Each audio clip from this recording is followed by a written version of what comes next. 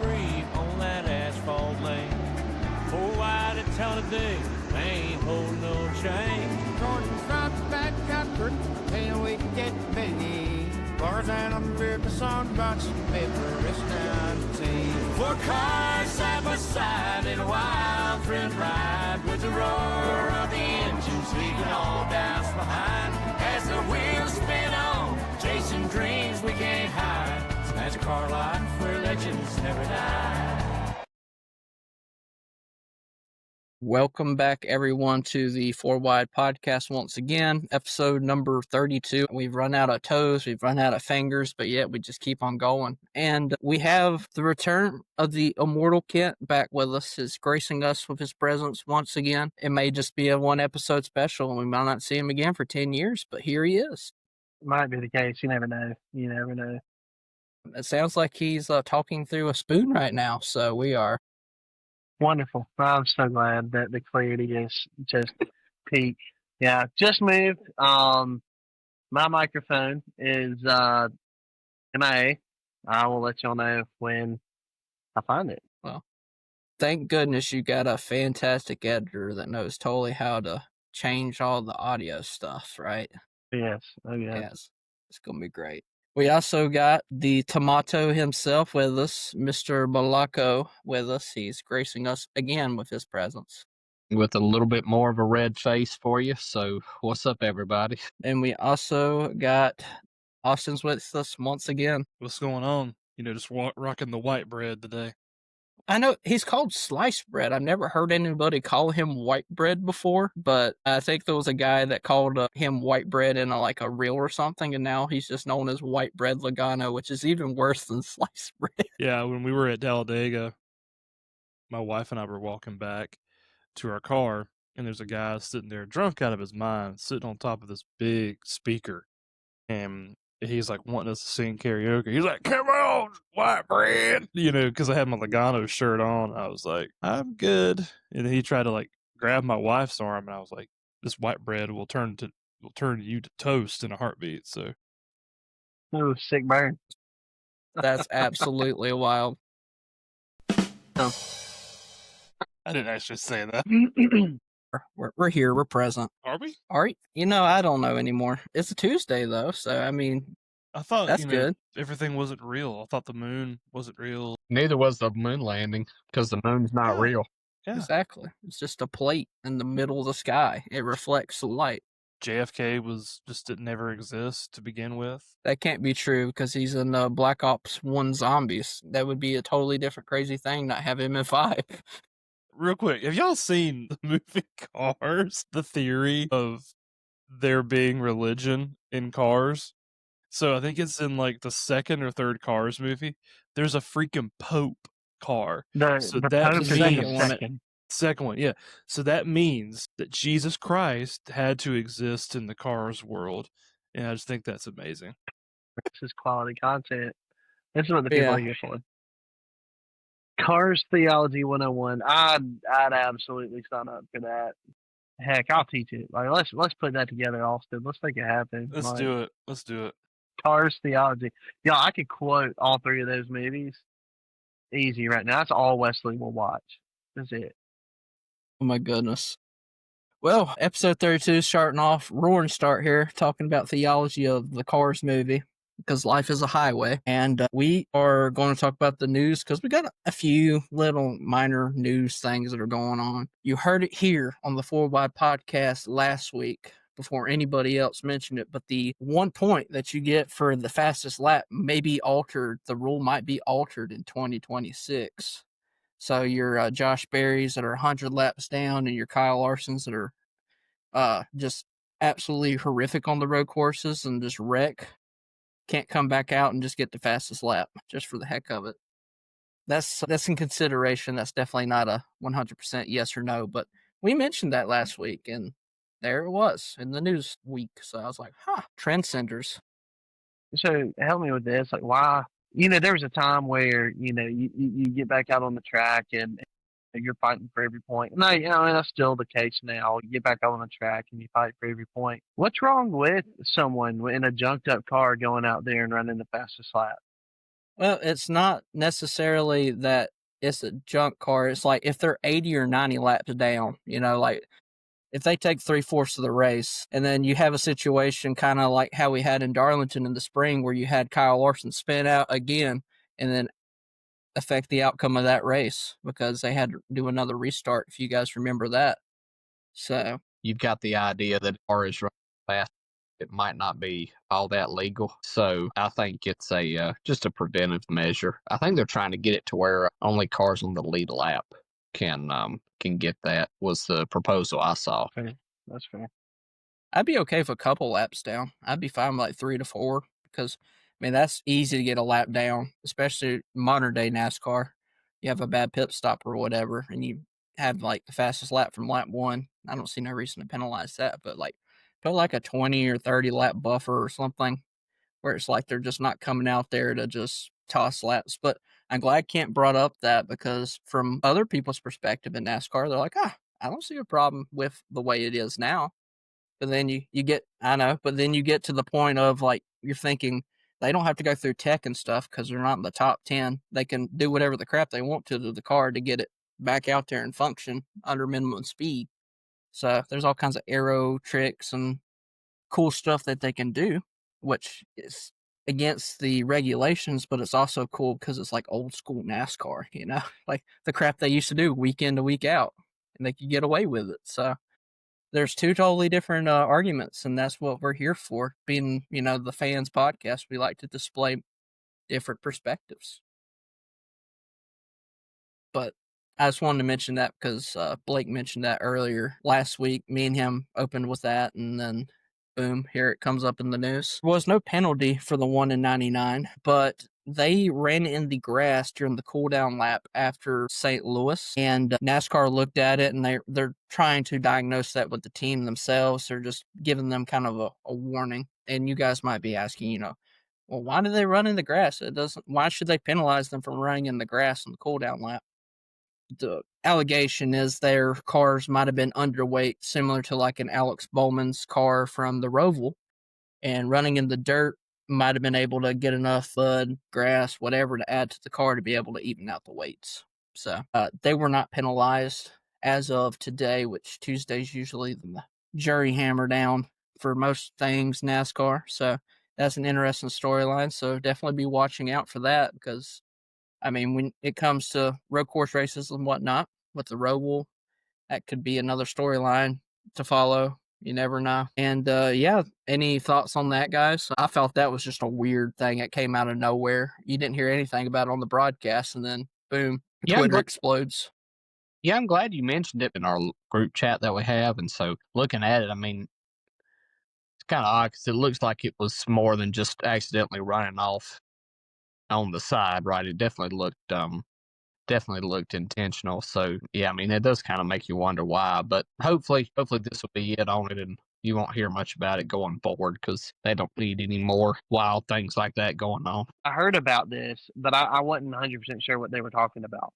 I didn't really follow that closely. We heard some things about some personnel changes from the 77 crew to the 48. As an Alex Bowman fan, I'm like, what's Rick doing? You're doing this with one race to go. You would think you would try to stretch your resources out, but it is what it is. Change it for one race like it's going to truly matter.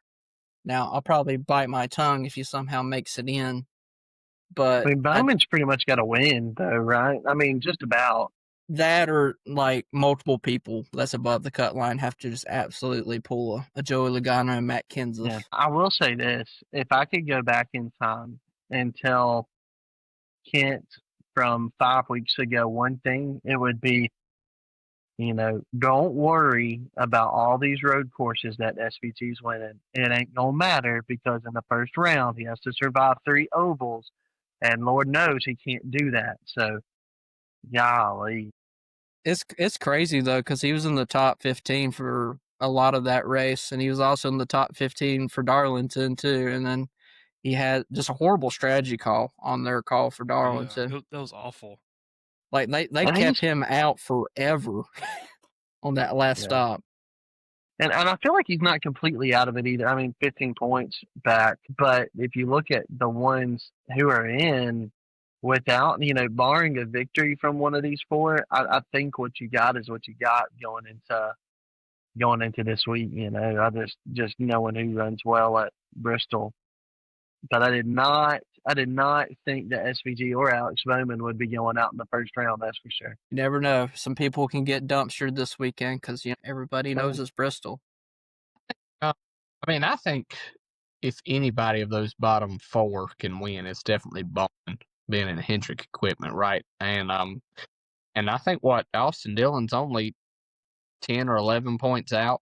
I mean, he finished 10th back in the spring, so I think there's a potential. I mean, if Cindric just if Penske's having like a Coke 600S kind of day, and Austin Dillon's able to get just a couple stage points here and there, you could be seeing Austin Dillon going to the round of 12 easily, I think.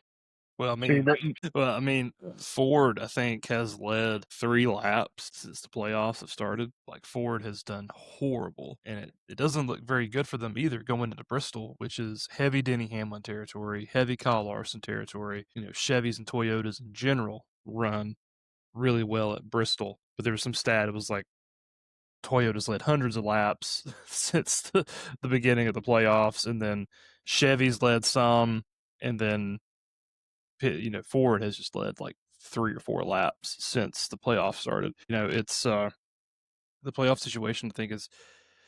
I think Bristol being the last race does make it interesting, unless we have another episode of Kyle Larson leading 400 plus laps, which I mean very well could happen, or Denny leading for 400 plus laps. But it is going to be interesting kind of see, because things do happen at Bristol. I think that's what makes Bristol interesting is the you can always expect the unexpected at times. May not be a great battle for the lead per se, but the stuff that's going on in the back of guys trying to survive, that could definitely be interesting, because you got a lot of guys who are in a must-win. Bowman's in a must-win situation. Barry is definitely in a must-win situation after the last 2 weeks that poor guy's had. Last thing, obviously, we had 2 people that passed away this week. Bill Davis passed away, former team owner, gave a lot of people really good shots in his equipment. One person that Kent so dear to his heart, Jeff Gordon, obviously got a good start with him. Most people know him from the Ward Burton years when he won the Southern 500 in 2001. And then they also won the 500, I believe, the next year in 2002 with that 22 car, that Caterpillar car. Caterpillar. So that's a near and dear thing. You have the Jeff Gordon rookie card right there. There you go. Yeah. What a callback. It's that mustache. I mean, I wish I could have a mustache like that. Golly. But anyways. You got something else that compensates for the mustache, so it's okay. That's right. Thank you. Personality. Austin. You dang right. And we also lost Phil Barkdahl this week, which was a former Grand National series driver, made part-time starts. Not a really prestigious career, but definitely one guy that I remember going back and watching other races and seeing that car.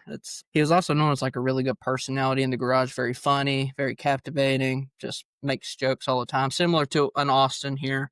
And yeah, sad to hear both those people passing away, and we, of course, our prayers and thoughts with their families. We're glad the sport's still able to carry their legacy on at this point. That's one thing that, as a NASCAR fan, sometimes I sit down and kind of worry about is, how much longer is NASCAR going to be able to navigate everything that they've got going on with minefields and lawsuits and organizational troubles and whatnot. But we're here to the end, so that's the only thing that really truly matters. But yeah, man, that's most of the news, unless you guys have any other storylines that you guys want to pick out. I didn't see anything else that really stuck out to me this week. Before we get to the Cup race, obviously there was another race that happened. Ain't that right, Austin? What race was that? Xfinity. Yes, we had a Xfinity race at St. Louis this year. And what would you know that the 88 would once again win another race for the year, breaking the all-time record for rookie wins in a season for the not just Xfinity Series, Grand National Series, Busch Series, Nationwide Series, dating all the way back. Absolutely insane season by Zilich and that 88 team in general, because obviously that car has a few more wins with other drivers in it. I know, of course, the Kligerman win actually accredited to Zilich, but then you got Larson winning when Zilich was out with his back injury. Yeah, it's been an absolutely insane season for him.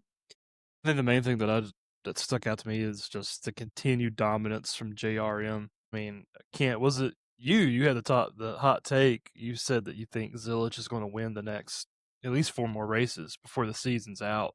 1 down. So, 3 to go. Dude's just been dominant. Rim has been dominant. I mean, goodness gracious. Everybody except Carson Quapple has a win this year. The 88 car has a ton of wins just because of Zilich, and then you had SVG, run a couple races for them this year as well. So that's just props to Junior and what he's doing with that organization and the dominance. I mean, they're favorites. They're going to be favorites again coming in this week. I mean, Bristol has been really good at JRM in the past. Allgaier is notorious for being good here, and then you can never rule out Zilich as well. So, I'm just impressed by what Junior's been able to do with JRM this season, especially. They've been truly on another level. I read a statistic, and I can't remember now exactly everything that it entailed, but since Zilich had his back injury, there's been 14 races since then. Do y'all want to take a shot at how many top 5s he's had? I think it's like 10 or 11. I want to say it was 14. Now, I could have read that wrong. That could have been top 10s, but of course, 8 of those have been wins. I mean, or maybe not. I can't remember. I think that he won one of his races before he got hurt, but either way, I mean, it's just been absolutely ridiculous just how talented he is. And I was thinking about, we've seen guys come into the Xfinity Series and kind of have these dominant seasons. One of the last ones that I remember having a season this dominant is probably Chase Briscoe in, 2020 or so, when he rattled off about 9 wins or so. And he had the quote right earlier in the season when he said, it's going to take that many, 9 or 10, to get me into the Cup Series. And of course, you look at him now, and he is just absolutely thriving at the Cup level and racing Joe Gibbs equipment and doing really well every weekend. And so, man, for Connor Zilich, I worry, will his talent translate to the Cup car? That's what I worry. I think he's an exceptional generational talent. A lot of people are saying that he's the next kind of, Jeff Gordon-esque type driver who's just good no matter what kind of track they're on. But man, I hope that this car doesn't mess up his career. Is that a weird thing to say, or are y'all kind of feeling the same thing? No, I kind of feel the same thing because, I get it from both sides, right? You got to get into the Cup Series while your stock is high, and obviously he is really doing well and easily justify moving up a level, right? But it doesn't matter who goes up to Cup. You see such a drastic change in the competition as well. And you got some decent competition in the Xfinity Series, but in the Xfinity Series, you have maybe 10 to 12 cars that could win on any given weekend, whereas in Cup, you've got maybe 20 with the parity that could win in any given weekend. And so you have a much greater competition level. But, I mean, you saw him at Coda. I mean, until I think something happened, like he was doing super well. But on the other hand, he's been in that same car a few times on ovals, and he obviously didn't have the success like he was having on the road course, right? So, granted, I know he's just running a part-time schedule, but I know I easily see where you're getting at. I worry about that too, and I hope it's not like a Ty Gibbs situation, right, where you get into 100 races in and you still haven't won, and it doesn't look like that win's on the horizon much, right? So I Ty definitely was tearing it up. Ty was absolutely hot. at the Xfinity Series level. And you're right. I mean, he got to Cup and just it's been flatline. And so Yeah, and now I mean, but that all goes back to this car in the Cup Series is so much different. Really, from what I hear about from people in the industry, the way the aerodynamics work, it's almost better to go from truck to Cup, which is wild. Like, I don't know that it should be that way, but that's just what it is, right? So maybe he can get into some more truck series starts beforehand. I don't know, but I hope he does well. I don't think Trackhouse is definitely going to have a net loss, and that's no disrespect to Suarez, but he just hasn't had a great year, right? I think Suarez, when he's in his element, I think he could have a lot of potential, but Trackhouse ain't getting a net loss. They're bringing a really good sponsor on with Red Bull in addition to what they already have with SVG. So I'm excited about his future, but I'm optimistically cautious. I wouldn't worry about it too much. Obviously, you talked about the truck start that he had for this, and he did phenomenal for that truck race. I mean, drove from the back to the front in road course. And that's kind of the thing that really gets me is I wouldn't worry about it because SVG, obviously, phenomenal talent. We talk about these road course prowess, and I talked Austin about this earlier, is in a couple years, SVG may not have a real place in Trackhouse because Zilich can honestly take what SVG's doing and replicate it on the road courses or similar to it. And then on the ovals, he's going to progress a lot better. I mean, in all honesty, he's not going to be running, 25th. Of course, I think I see SVG progressing as well. But obviously, he's the phenomenal talent. Heim's another one's phenomenal talent. And if you don't give these guys a chance, I mean, you honestly, as a NASCAR, you're probably shooting yourself in the foot because bringing up young drivers, I mean, think about this 18-year-old. Think about all the fans that are in the similar age range. You can bring a whole bunch of younger eyes on the sport. So you got to look at that as a factor too. But that's also to be said, there's also rookies that we shouldn't overlook this week. The top 3 at Gateway were all rookies in the Xfinity Series. You had William Sawalich get another top 3 podium finish in second place. He's a good car all day long. And you also had Christian Eckes, who really grinded out a day for Kaulig in that 16, which was good to see. Obviously, it kind of got negated because both of those cars didn't make the playoffs. They needed a win to get in. And Harrison Burton, which is a big storyline for me, makes it in for AM Racing. And that's fantastic. That's good for them. And honestly really happy for Harrison Burton. We'll get to talk about that here in a minute when we get to more of the playoff cut line. But I know it's another race where people that don't like Connor Zilich, if you are one of those rare people that don't like him just because he's winning a lot, it may be like one that's kind of a toss away for you, like, oh, another Connor Zilich win. Yay. JRM's cheating somehow. Blah. And then hitting the back of the car into the wall, be like, oh, he's cheating. He hit it on purpose like Jimmy Johnson did. There's so many more storylines than just, Connor Zilich winning this race. And it was really cool to see Christian Eckes and William Sawalich up there. Hemrick, he made a start for Kaulig. He got a top 10 for that 11 car. That's great progress to show the capabilities of that car. And you also got people like Corey Day, finally got his first top 10 for that 17. For the Xfinity Series, and then you got Parker Resloff and Daniel Dye also making great progression. Had Matty D almost get a podium finish, a top 10. He just finished out at 11th, which is great for the equipment that he's running. So that's what I always tell people: if you focus on the outcome solely, it can make the race seem boring. But when you look at all the other storylines that are progressing, you got these rookies that are showing their capabilities, their drivabilities, moving up the field and progressing through Gateway's it's a pretty hard track at times. There's a lot of grooves. There's a lot of micromanaging where you run, especially for the Xfinity Series cars, because you can actually, pass during green. I know it's unheard of for the Cup cars, but it's a possibility for these Xfinity cars. And that's one of the things that I really enjoyed watching the Xfinity races, seeing all these multi-lanes. You had Allgaier running that top lane really early in the race, showing, how strong of a car he was, and I hated to see how his day ended up. I thought he could probably have a pretty decent day to at least compete with the regular season points. But yeah, obviously that didn't occur.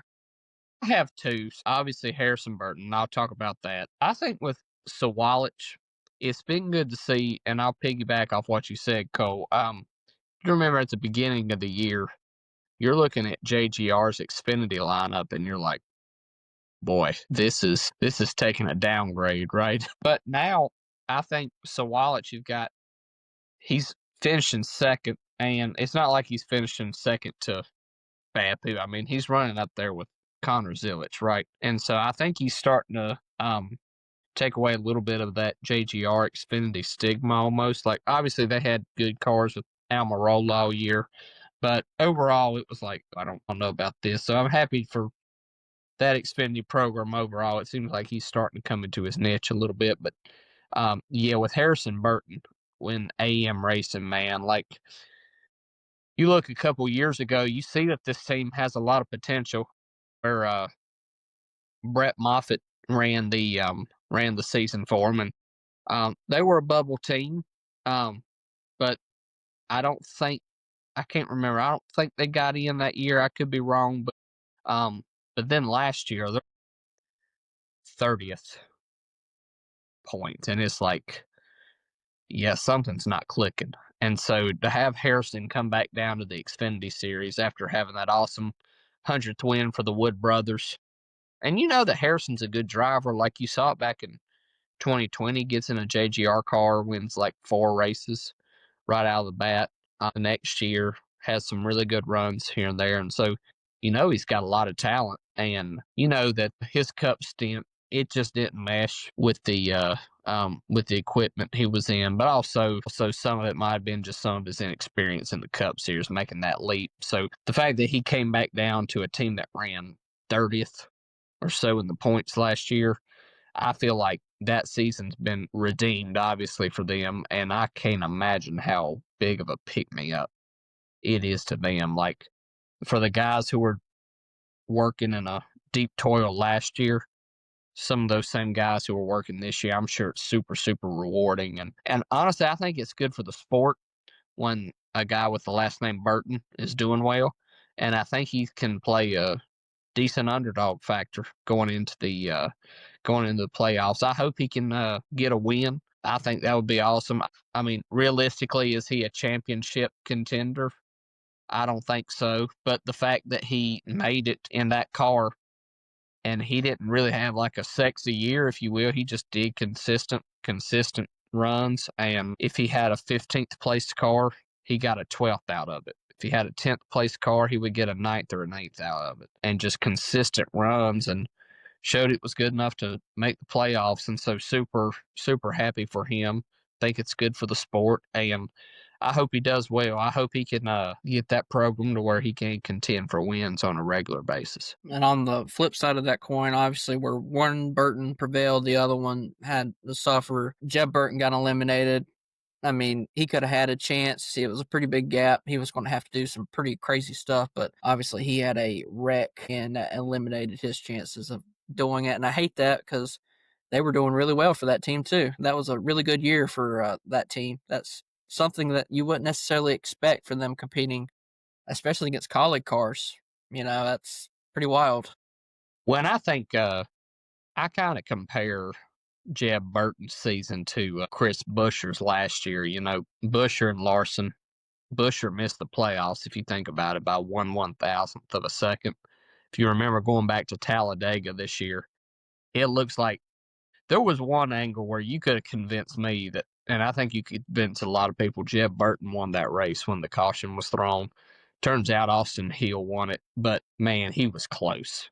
I mean, we're talking, I can't remember the exact margin of victory there, but it's quite close. And so to think that that could have gotten him into the playoffs if just half a second different something happened, I know that's probably got to hurt. But I don't think Jeb had a bad season either. I think with the Xfinity Series, I mean, you only got 12, right? So somebody's got to go out. But I think Jeb and some of the other guys on the cut line, like a Sieg and some folks like that. I think they had respectable years. Hopefully they can build on it and make it next year. I mean, it's crazy to think that Ryan Sieg was, a couple laps difference at Rockingham with gas. He could have won that race.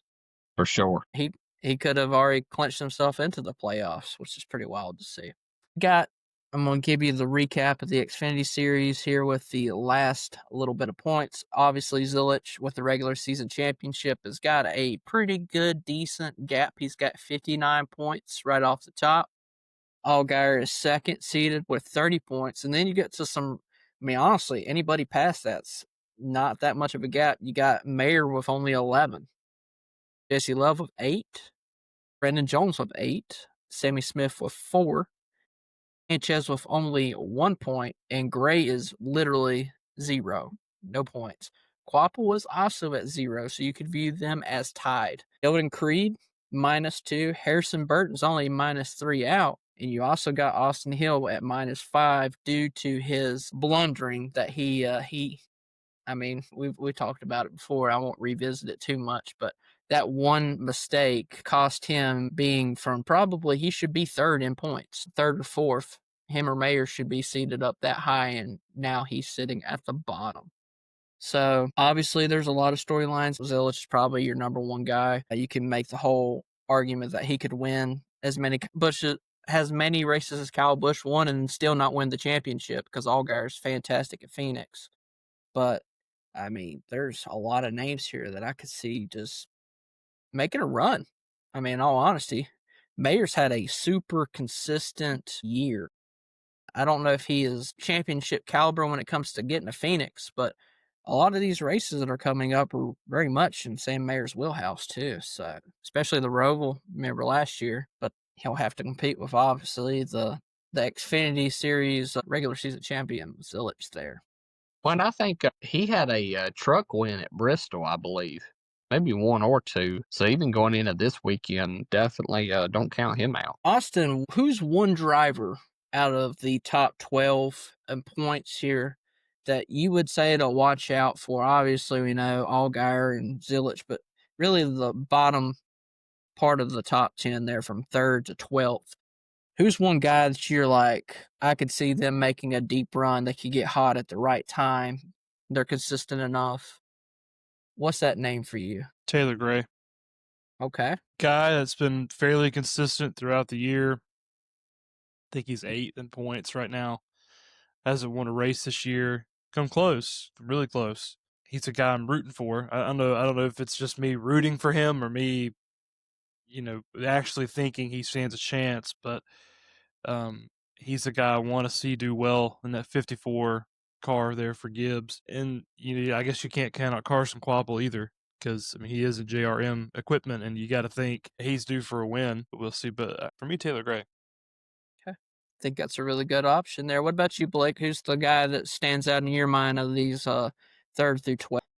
Honestly, I was going to say Taylor Gray too, because you remember back at Martinsville, he had a very good shot to win that. And honestly, if he just played his card right, get it last race, I think you definitely have his shot into Phoenix too, right? I would say looking at the lineup, I could see a scenario where Brandon Jones makes some headlines. He's another former winner at Martinsville as well. Honestly, should have won the Martinsville race a few years ago when he was racing for Joe Gibbs.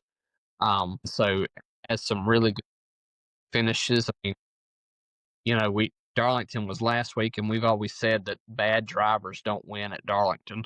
And so I think the chipping away at it, and he just kind of pop off in that last round of 8. I think Brandon Jones could be a sleeper. I agree with that, man. I think he's very much one of those guys that I would consider.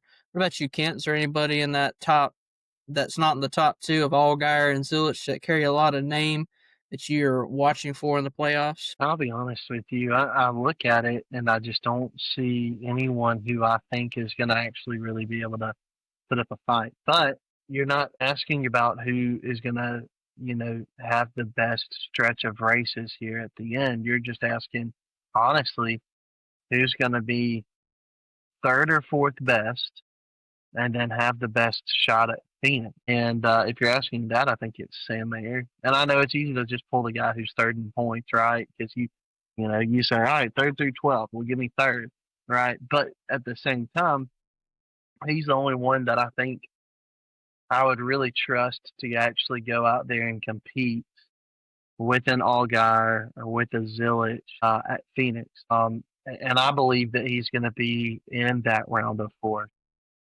I think it's who can do just enough to get to the Final Four and then pull the upset.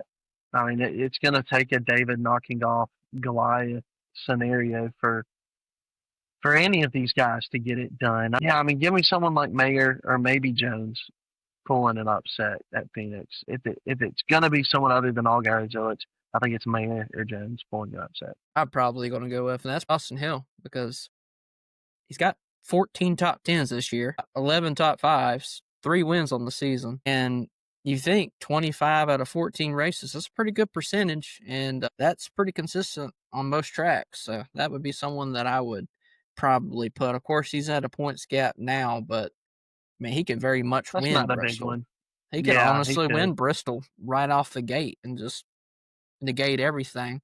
But of course, now he's going to be on the bottom of points, wherever he ends up. So he does have that. He's going to have to be fighting uphill pretty much every round. Jesse Love would be another one. Love's been super consistent all year, very gritty without the aggression. Him fighting at Portland with that torn up race car and finishing that race was absolutely insane. We didn't talk about that last week, but that was crazy to watch. It was really cool. I mean, RCR, given that they're probably the second most consistent garage in the Xfinity Series team, you could argue that Mayer with Haas would be, but Creed hasn't, been super consistent. He's been hit or miss. Would love to see Creed win a race before the end of the year, though. That would be definitely on my bucket list, as it has been for the last few years, for being honest with you. Alrighty, well, we're going to move to Cup here, and we will talk about everything, but a little small mention. Obviously, we've talked about how Cole Custer struggled here this year. There's been an announcement that Haas factory will be turning to Chevrolet in 2026 with a partnership with just a little tiny organization known as Hendrick Motorsports. Might want to be on the lookout for that. Of course, Custer driving a Chevrolet, it's going to be a little bit of a change up for him. He's been in Ford equipment here in the last little bit, so we'll see how he adjusts. But that's going to be great news for that team, because they definitely need a shot in the arm. But I believe the Xfinity Series, from what I understand, they're going to stay with Ford obviously for the rest of the year, but they're going to swap over to Chevrolet too. So that leaves a little bit of a gap for Ford. Ford's going to have to make a decision and see which one's going to be the top tier partnership for that organization. So that's going to be interesting to follow. They already don't have a lot of Ford teams. I mean, I think you've got Harrison Burton and then Sieg, but am I missing? And then you got Viking, but they're literally one car team right now. So, there were rumors at one point that, we would see Penske possibly bring a car back to the Xfinity Series. Do you think there's going to be any traction there, or is Penske just kind of still not going to? I mean, because you look for Ford development, like where are they developing drivers and bringing them up? Where are they bringing them in from?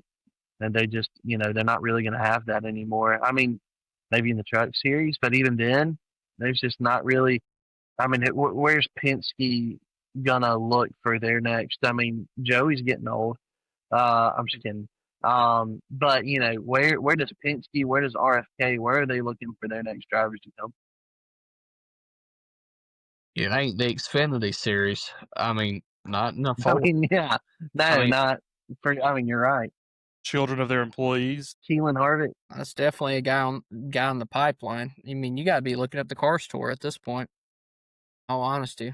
Yeah. Which the Cars Tour, I mean, what do y'all think about that possibly being a better avenue to get into the Xfinity Series than the trucks now? I mean, do y'all think that the talent in the Cars Tour is, in some capacities, a little bit better than what's in the Truck Series, or is it just a different beast altogether? I think it's too much of a wide variety to say that it's better talented, because you got so many age ranges through the Cars Tour. It's hard to just nail that down and be like, oh, it's the best talent. There's a lot more avenue, I guess, technically. There's more availability for people to get their name out there, but I mean, ultimately, they're going to be trying to step into a truck or an Xfinity ride anyway. So I don't think it's necessarily a better avenue. I just think it's more of a regional outlook, compared to someone like a Josh Berry that couldn't get a ARCA car funded or whatever. That's just my perspective, though. I agree with what Cole said. I think in the truck series, there's some really, really good talent this year. Arcas, I think there's no question. I think when it comes to quality, the Cars Tour has definitely overtaken ARCA and probably has for a while, right? But like Cole said, you do have that regional aspect, but you do see a lot of people like the Bubba Pillards, the Carson Quaffles. It does seem like the Brendan Queens, they were able to, like, he's able to get an ARCA start, a couple truck starts, even getting an Xfinity start this year. But his root was in the Cars Tour, right? And so I think the Cars Tour, kind of like a tree with a lot of different limbs on which way it can go, right? I think it's producing a lot of different avenues. If you just want to be a local racer, you can be a really, really good local racer. But if your aspirations are to get to Cup one day, then Cars Tour isn't a bad way to start out. Yeah, I think that it's definitely a different avenue. But let's move on to the old Cup race here. I could totally just throw Ken underneath the bus here, because obviously I know he didn't watch a lot of the race. But I ain't going to do it to him, because I'm a nice guy. I like to think that I'm a good guy sometimes. I appreciate it, Cole. You're welcome. I got you, buddy. Thank you, college football, for getting here just in time to rescue me. You know what I'm saying? Like that's typically, why in the world NASCAR would do a night race on a Saturday in college football season baffles me. Like, fortunately Georgia kicks off. Too. Yeah, well, Georgia kicks off at 3:30, and so that game should be wrapping up about the time. But this is my hot take for the week, guys. This is my hot take for the week. On the Saturday night, give me Marshall versus Arkansas State before you give me a NASCAR Cup race at 7:30 p.m. Like, I would rather just give me that, and then I'll watch the Cup race on Sunday. I don't know. That's just because the Falcons ain't worth watching anyway. So I definitely ain't watching the NFL. I mean, Austin, you're a Panthers fan. You know what I mean? Like, it's not fun right now to be an NFL fan. But I don't know. I mean, yeah. There you go. We got There's Texas my A&M. soapbox. We got Texas A&M and Notre Dame Saturday night. I mean, that's what, 8 o'clock or 7:30. That's a night 30. game. Yeah. Cole gosh. is just disapproving. Hey, I like fall baseball. I like playoff NASCAR. I could care less about football. I don't mind that NASCAR's running on a Saturday, because it opens so much more. People don't like going to races on Sunday. I'll argue to say it, because it's a logistical nightmare at times. So on Saturday, it makes more sense to run a lot of races on Saturday. I get what you're saying, because I mean, people are but fans of both. I'll piggyback off what you were saying, Cole, about the Saturday races. Personally, Saturdays are much easier to go to than Sundays sometimes. Now, it depends on the track, but you look at Richmond, much better on a Saturday than a Sunday. Darlington, I think Sunday nights are fine. I think, I think throughout the summer you get some Saturday night races like the one in Atlanta. I thought it was awesome having that on a Saturday night. Daytona Saturday night. But I think I get from a business standpoint, it is a fact that more people watch on Sundays than they do on Saturday nights. But I don't necessarily mind a good Saturday night race. I think sometimes on Sundays it can be. I like personally that they put them back. It is a lot easier to get there, especially like maybe if you work on the mornings or if you go to church on Sunday mornings. It's a little bit easier to do both when the race is at 3 o'clock versus 1 o'clock. But no, I do like personally going to some Saturday night races. I think it brings back a little bit about, that the Saturday night lights and racing under the lights at a lot of the fans love. Alrighty, well, we're going to move on to the Cup Series, but before we get to that, I think Austin has something he wants to say, so I'm going to let him just go ahead. Yes, sir. Today's episode is brought to you by Wilkerson's Catering, a proud family-run business serving the RDU area in North Carolina. These folks don't just cook, they also win. If you kept up with their social media this past weekend, they are bologna barbecue champions, which means they've taken something simple and turned into something legendary. I also didn't know that bologna barbecue was even a thing. All I've known was Blake's burnt bologna sandwiches. But unlike Kyle Larson this past Sunday, Wilkerson's never runs out of talent. You see, Larson may have wrecked Blaney in the race, but Wilkerson's Catering will never wreck your event. Weddings, reunions, tailgates, they deliver championship level food every single time. So if you want a team that knows how to finish the job, call Wilkerson's Catering. Champions in the kitchen, not in the wall. That's pretty good. I like that. Spice is sweet. And for the record, it wasn't a burnt bologna; it's a fried bologna. And You made the Hey, smoke look. alarm go off. You made the smoke alarm go off. Anything worth eating makes the smoke alarm go off. I mean, come on, man. Like, only true Southerners appreciate the fried bologna, so I'll leave it at that. amen. Amen, Blake. Hey, Blake, I'm with you. I'm with you, dude. Throw some cheese on that sucker, and it's fine. No, you lost me there. Yeah. Oh my gosh. It's crazy though that like I get maybe post production I could add like a photo of what they cooked, but my gosh, man, I've never wanted a piece of bologna so much in my life. I love bologna, but like it looked insane. It was on That's a a whole different hog. level. Hearing about it, like I gotta try that. Like that's something that's gotta be incredible. Did they smoke it up like burn ends or like what? How'd they do it? Dude, it's like crazy good looking. Blake, I know you're a culinary expert based upon everything that's going on in your life. What do you gotta tell us about this sandwich here? Sorry, you looked away. I couldn't help but not laugh a little bit. I'll just point towards our gracious partner, and you'll want his sandwich more than you want mine. Mine's more simplistic. It's more simple, but his is much more tastier and much more easier on the stomach. So go with Wilkerson. Look at you. You're becoming a marketing king over there, just based upon that. Good boy. My man's taking the road of humbleness. What did you say? I said, you are taking the road of humbleness. I've never seen this out of you. Well, I am going on about a year and a half of being married, so I'll attribute it to Only a year and a half. a year and a half. Oh my gosh. Anyways, guys, there was obviously a cup race that we all watched or listened to or halfway listened to this weekend, and it was at St. Louis Gateway. And, I'm going to let Blake start because I know he actually got to watch some of the TV broadcasts, I believe. I know that the other two were mainly MRN radio components for the week, but man, it's of course, we say it every year, is it Hamlin's year? It's a Hamlin's year because he's just so good at a wide variety of tracks. And here he is grinding another win into the bank for his, I think, what was it, 6th or 5th win of the season? Fifth, 59th career. I think he's about to time because I think Harvick was at 60.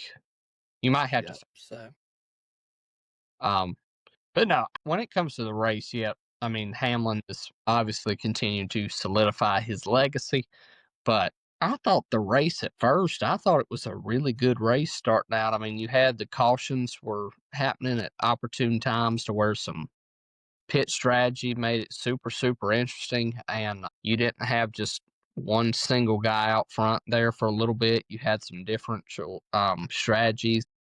I remember one restart was going and Larson took him 3 wide, and honestly, he passed them like they were sitting still. So I'm looking at it, and it's like, okay, tires are mattering. Really good to see that, like, when the pit crews and the teams can use more tools in their toolbox in order to play some strategy. I think that always produces a great race, right? And so, first part of it I thought was really, really good, but towards the end, you had your you know, you had your green flag stop there towards the end, and it was going to kind of be interesting to see how it was going to play out. And the caution happened, and then Hamlin he got the clean air on Briscoe, and I thought it was kind of unfortunate the way it ended because I I mean I've seen some people didn't like the race. Personally, I liked it.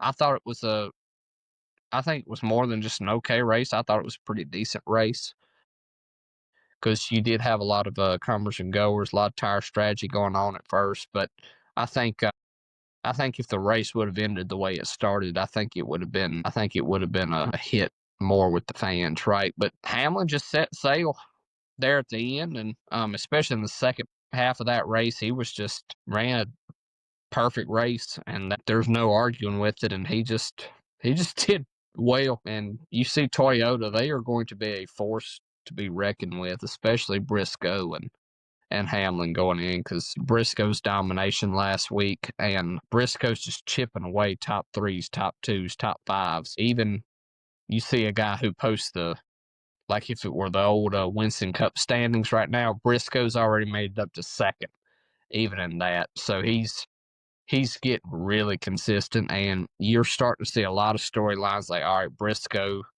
it definitely just wasn't a one-off at Darlington where clean air was king. He's just chipping away, doing what he needs to do. And poor Josh Berry. I think, man, I don't know what a nice guy like him did to deserve the wrath of the racing gods like this, right? But he just has not had good luck, and and that one was obviously Chase Elliott's fault.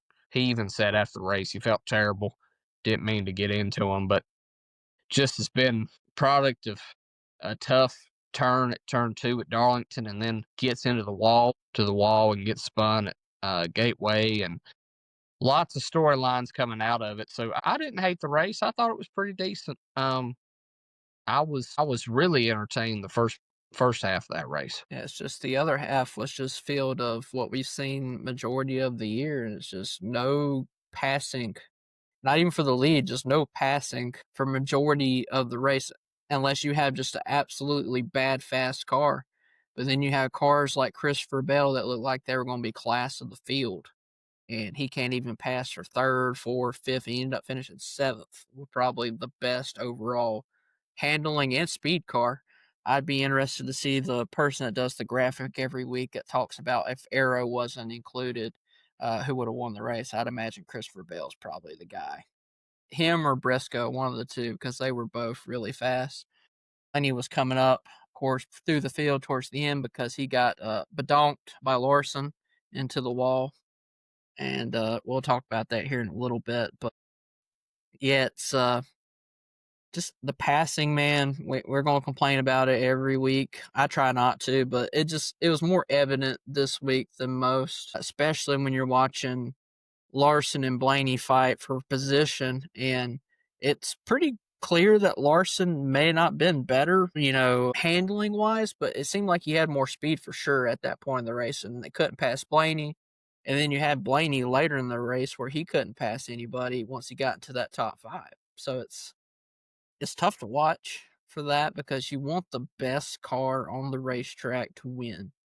And sometimes it feels like it's not the best car. Sometimes it's just the best car / best driver combo that ends up winning the race. And that's why you see Hamlin. I feel like he's so competitive now in his older age compared to, like a Harvick, for instance, because he just meshes really well with this car. He understands the ins and outs of it, with the air and how to not necessarily manipulate it, but I mean, there was a point where he was saving gas and he was running some of the fastest laps towards the end of that race before that came out. And I'm like, that's absolutely ridiculous.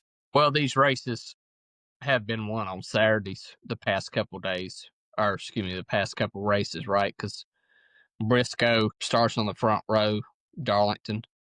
When the caution comes out, he's ahead, and not much changed the rest of the night last week, right? Hamlin starts on the pole and, falls back a little bit, but ultimately works on his car. Doesn't get too far away. But even then, Larson was 4 seconds ahead. I mean, it looked like Larson was going to be the car to beat there for the first 25, 30 laps. But yeah, you've got to, you've seen the past couple weeks, Saturdays are really, really mattering here in the, here in the playoffs. And that concerns me for a few teams, right? Like Trackhouse, they just can't, they're not having great days on Saturdays, whereas teams like Gibbs and Hendrick, um, especially Gibbs, they're having some great days. They're unloading well, and you see it. The race really is not just one on Sunday, but it's one with the car prep Saturday, unloading, and perfect executed races. Well, you got teams at the end of the year that I feel like, obviously JGR is a really good setup. I know we talk about Penske all the time with Gateway, but I mean, JGR has been pretty consistent. We thought Bell honestly had a chance to win it last year till he had his incident, but I know that JGR looks strong right now, but when it comes to those last few races in the playoffs, if there's a Penske car still in the running, you cannot count them out, especially Martinsville. I mean, they just hit on all cylinders. It's crazy here lately. So I would say that just to counter that point just a little bit. Obviously, JGR's been super consistent all year. Christopher Bell comes out and he throws a couple wins against the wall, and then he went, no pun intended at all there. He obviously wins the North Wilkesboro All-Star race, and since then it's kind of gone cold wind-wise, but he's been really fast a lot of weeks. And we actually heard him visibly and audibly frustrated after the race, finishing 7th. It's probably the most vocal that you'll ever hear Christopher Bell on the radio. But yeah, if you are a fan of, a Hendrick car, a Penske car, don't sweat it. The only people that I'd be really sweating is 2311. They're really good right now, but when it comes to the end of the season, they've struggled at select tracks. Talladega for Bubba Wallace, and Reddick won there last year. Yeah.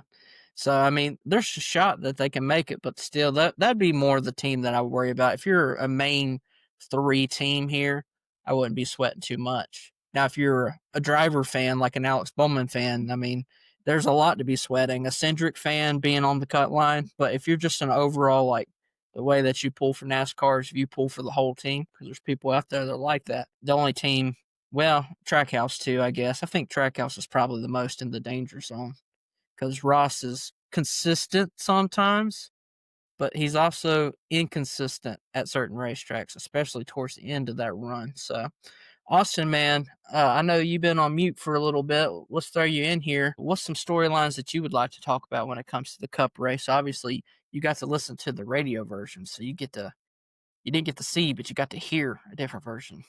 Yeah, I mean, first props to MRN. It was a great broadcast, and even though y'all are saying the second half of the race was not that entertaining on TV, they made it sound really entertaining on the radio. We were driving back from South Carolina on Sunday, and I was basically able to listen to 95% of the race on MRN, and which also just goes to show how short the Gateway race is in total.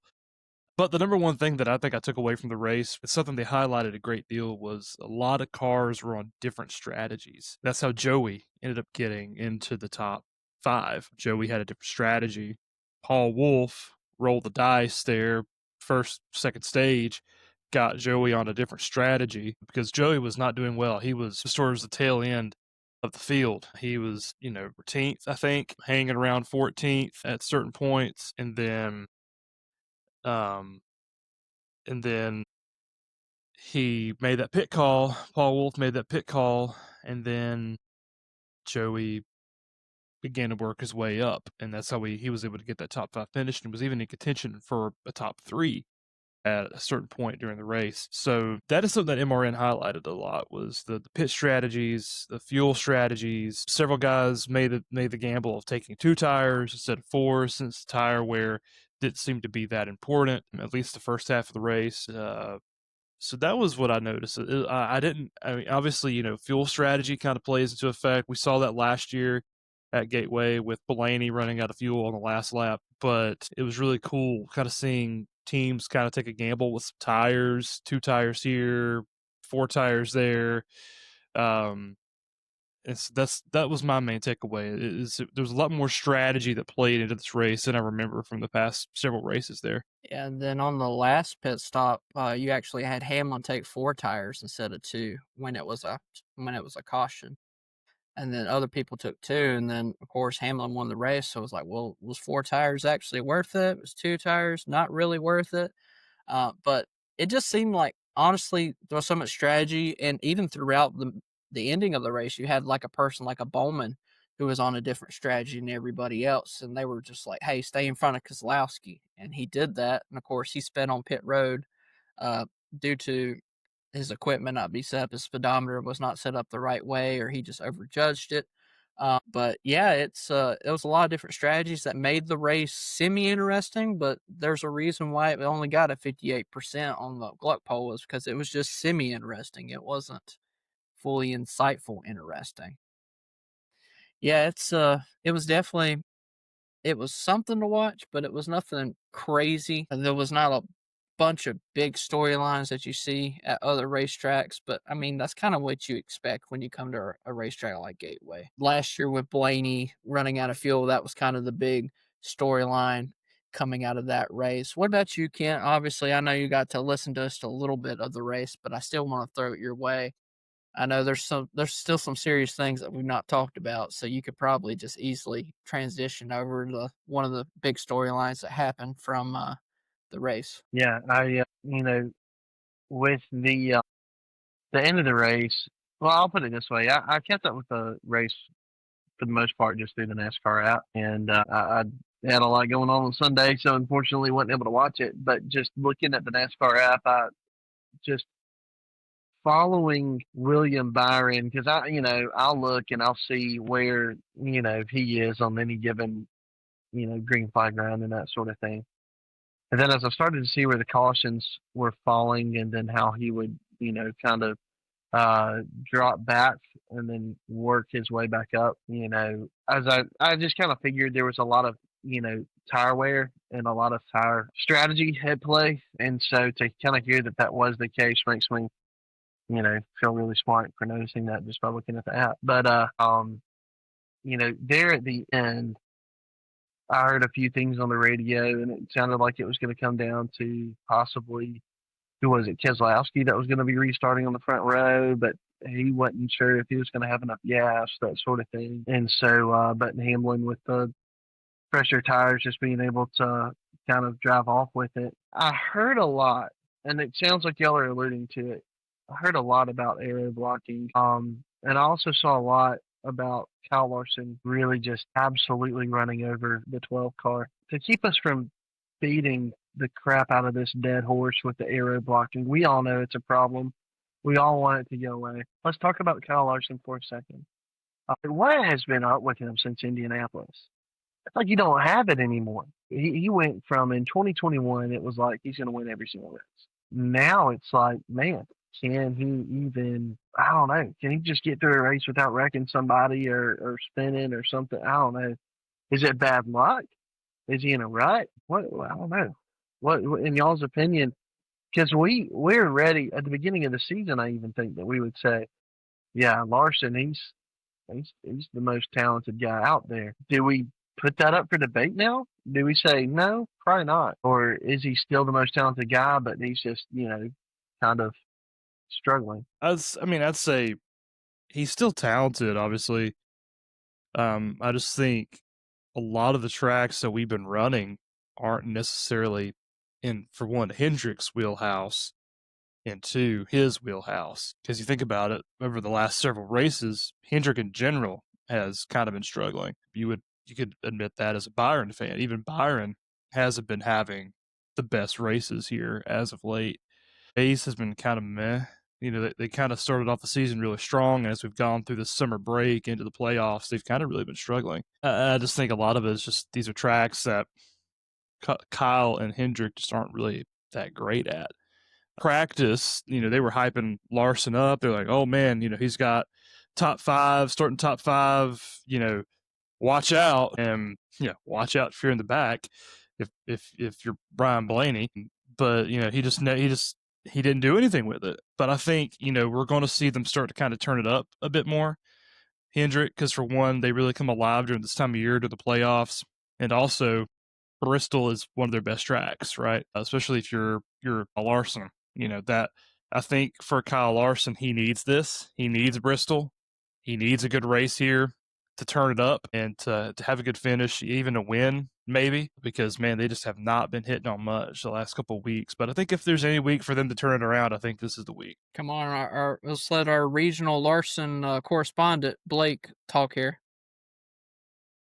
I mean, you just got to be honest. I mean, has it been the ideal summer and the fall for Larson?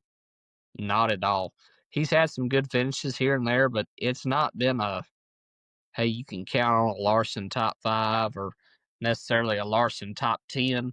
He's had some decent runs like Dover. They were somewhere the other week and he finished like second or third. And then he wasn't doing bad for the first part there at Darlington, but they all just kind of fell off. I think it's a little bit of a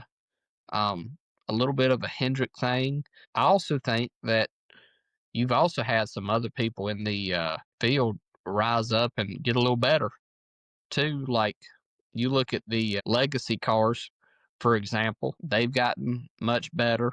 You've seen Briscoe in this second half of the year really start to rein in and really find him at home and find him a niche here in this 19 car. And so I think you've got some other guys who typically aren't used to running as well. They're running well, and I think they're just kind of slowly sifting towards consistent top 5, and it might be more like a top 6 or 7, right? It's not as spectacular for them as what they're used to. And then but even Bristol, I'll be honest, it's not a shoe-in for Larson this week.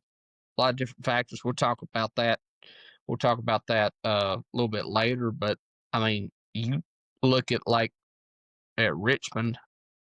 When was the last time that there was a 10, 15 car wreck at Richmond, right? You wouldn't expect it, but that came and was the case. And so you've had a lot of stuff that could lead up that I don't know that it is a shoe-in. Like you look at the Coke 600 this year, Charlotte's pretty good for Larson, and he wrecked from the lead. So I don't know that we can necessarily see this weekend as a shoe-in. I hope it works out for him. He needs it, but he just something's not clicking great. Shout out to John Hunter Nemechek this week, by the way. Another top 10 finish this week. That's great for Legacy. I swear. I'll say it every week till it happens. They're going to win probably for the end of this year if they keep up with this. They've been consistent at all kinds of different tracks. Gateways, it's weird because it's like an intermediate track, but not really. It's like a 1.25 mile, and it's paved a little bit differently. It's kind of got that Darlington shape, as Austin alluded to last week. And I mean, they're performing on all kinds of different diverse racetracks, even the road course. I mean, at least they're in the camera shots. Usually you don't see those cars in the camera shot. I mean, like just the playoffs in general, they made it really unique this year. Because you start off with Darlington, which is unique. Then you go immediately to Gateway, which is similar to Darlington, just less banking. Then you go to Bristol, which is a concrete track, if anybody was wondering. And then you got Loudon, which is flat. It's like a big Martinsville. And then from there, you go to Kansas, which is one of the best tracks, except for the spring, one of the best tracks on the NASCAR circuit. Then you got the Roval. And then after that, you've got Vegas, then Dega, then Martinsville, and then Phoenix. I mean, it's just I think this year I liked the layout they've done for the playoffs because it truly, I think, requires you to be versatile. It requires the drivers to be versatile. There's a little bit of everything. There's short tracks, there's intermediates, there's weird tracks, there's plate tracks. I think that really has added, it is adding to making it more difficult for a person to win the championship this year. Yeah, definitely don't sleep on someone that's not in the playoffs actually winning a couple of these races too. A lot of people don't think about that. They always think all these playoff drivers are going to win every single race, but there's a shot that a couple of these races, a driver outside of the playoffs very much win. And then it adds a lot more to that points race capability where the points actually matter just a little bit more than the win, because it takes kind of the win in your in criteria out of there at points. Be on the watch out for that. But I also have to mention the elephant in the room. We alluded to it, but obviously we didn't talk about how we almost seen Blaney actually fight someone for once. Never thought it would ever happen. He talks really tough on the radio, and I believe he's a really tough person. Like, personality wise, he's not the type of person that's going to come up and deck somebody. That's not how he rolls. But man, that was just an absolute insane move. And it obviously wasn't Austin Hill, trying to turn someone middle of the track and try to kill somebody. That's obviously not what it was, but just a big misstep and trying to make that corner, trying to take the air off that car, and then just absolutely whams Blaney, takes his track position away. And honestly, Blaney had that track position as good as their pit crew is historically. They probably would have had a shot to be racing 1-2 with Hamlin at the end of the race. Just a little mention. I had to make sure that got in there. I feel like we've alluded to it, but we really didn't conversate about it. I thought that Blaney handled it the right way. I mean, I think most people want to see a fight, especially with playoffs. We have that connotation, Joey Logano, Matt Kenseth fighting. You got, your heated interviews after the race, and we just haven't had those storylines this year so far. But it very much is going to be possible as we get a little bit later into it. I see that Blake's unmuted, so I'm going to let him talk. Well, I was going to say it. I think most fans, they might be okay with just a little confrontation at Gateway, but I think if they save it all for Bristol, that might be a little bit more appropriate for the fans. Yeah, we would like to see a nice short track fight. Obviously, we're moving on to the elimination here. So this last race at Bristol will be the elimination race for the Cup Series, and you got 4 drivers: Dylan, SVG, Bowman, and Josh Berry that are looking out, and Cindric's right there on that cut line. He's got a couple points up. I think it's 11, I believe, is how much he's up at this point. I mean, there's all kinds of stuff that can happen, but if you are a Berry or you're a Bowman, even if you're an SVG, you're definitely looking to win coming into Bristol, which is a tough ask for SVG. I think Bowman is very possible, and I very much can believe that Josh Berry could possibly win Bristol, given short track routes and how he does really well with tire management. I don't think we talk about that a lot, but a lot of these tire management tracks, if he's not taken out of the ballpark or the ball game, he can very much grind out, a really good race. Little strategy falls his way. I mean, there's a possibility that they make it. The guy that's 46 points down wins and makes it into the playoffs. Now, if it was someone like a SVG, it'd be a lot different, because I feel like NASCAR is a collective whole as a fan base. I don't say this personally, but they're like, SVG doesn't belong to be in the playoffs if he wins. But if Josh Berry wins, he's kind of like the golden child, right? Like, people love him a lot. Obviously, when he won Las Vegas, everybody's really happy for him. There's not a lot of people that'd be like, dang it, Josh Berry won. Like, screw Josh Berry. I didn't see any hate for that man. So it's just a little possibility that you got to look forward to going into Bristol Motor Speedway, because as Dale Jr. once famously said, it's Bristol, baby. Had to throw that in there.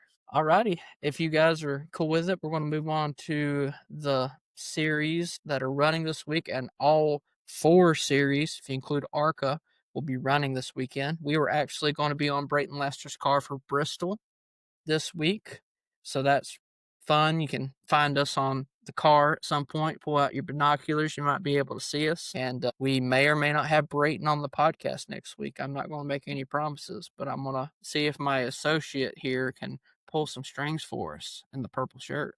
I will see what I can do, and even if it's not next week, we'll see if we can get maybe 1 or 2 more on for the end of the year. That'll be a goal for sure. But the truck series, man, we got all kinds of open drivers, and there's a lot of names I can't even pronounce. I'll be straight up honest with you.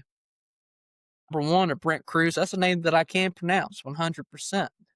The 02 of Trayton Lapsevich, I believe is how you pronounce that. Oh, really? Corey Day in the 7. He Yeah. The reason I say that is he's actually done some really like dominating wins in ARCA, so that might be good to get him. I think he has a really good talent level. So I'm Talking about the Trayton or Brent Cruz? trading laps. Yeah, Brent Cruz has also been phenomenal in ARCA this year. Corey Day in the 7, Stephen Parsons in the 20, Mason Majira in the 33, Graham Van Alst in the 35, 62 of Cole Butcher. What a cool name. 74 of Caleb Costner, the 75 of the GOAT, Parker Kligerman there. Then number 77, who is also riding on Brayton Lester's car with the Stack Tennis podcast, Corey LaJoy. And then the number 95, a Clay Greenfield. So, hey, I pronounced a lot of those names correctly. How much you give me a raise? Xfinity, number 5, Stephen Parsons, 07, a Carson Ware. 11 of Butterbean, Brandon McQueen. Number 14, a Garrett Smithley. 17, a Corey Day. Eric Almirola, the 19. Jeffrey Earnhardt making a start in that 24 car. Austin Green in the 32. Josh Williams in the 45. 53, a Joey Gase.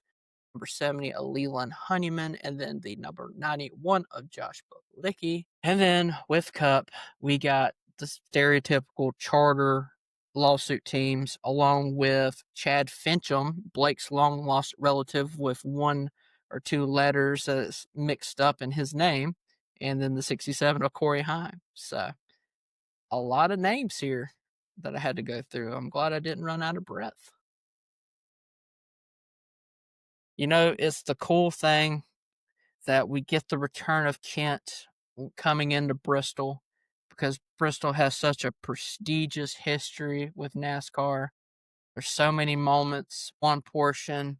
So I'm very thrilled to hear what he has for the history of Bristol Motor Speedway. Yeah, man. Bristol is when it comes to especially nostalgia, it does not, I feel like, get much more nostalgic than, I mean, think about, and I mentioned this last time, like Dale Jr. burning it down after winning in, what was it, 2004 there at Bristol, in front of, over 150,000 fans. It's just absolutely ridiculous. You think about the venue, Bristol, a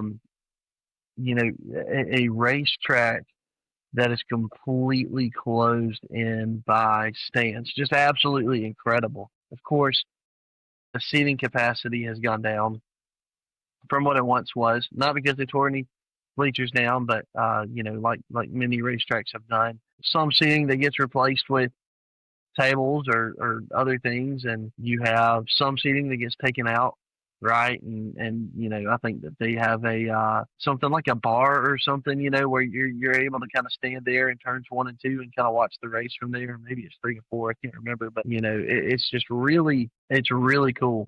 It's the atmosphere at this track. The one time I've been to it was the time that probably the fewest fans were ever at the track for a race, and it was some of y'all were there, but it was the 2020 All-Star race, and it was just absolutely incredible. Just the entire atmosphere was absolutely incredible. When you look at that race and what it meant for the sport, for NASCAR to finally have, to be the kind of the first sport to really bring fans back to an in-person event.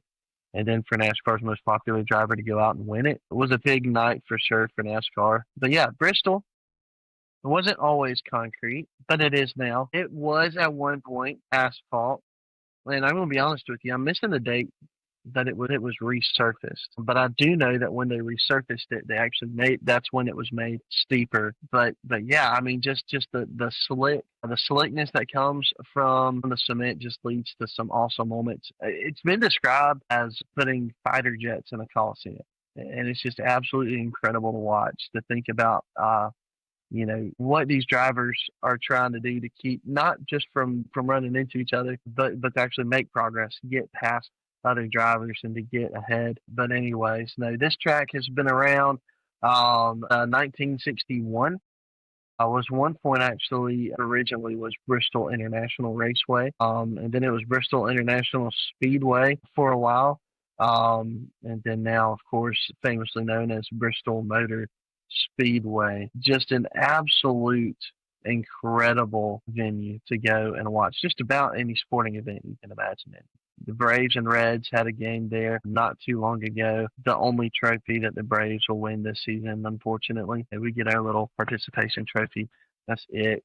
We're absolutely awful. But anyways, you think about one of the coolest atmospheres ever for a collegiate football game too, when Tennessee, Virginia Tech, kicked off and in that stadium, and it was just absolutely incredible. I love what Bristol does to kind of put the sport out there in front of other fans, right? Like you got some baseball fans, they got to get a little bit of a glimpse of NASCAR.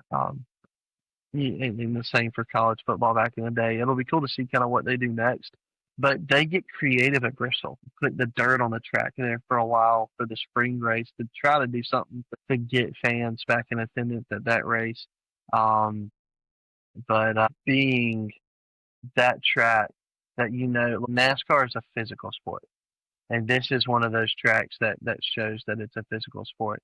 Now with this car, you can run all over a guy.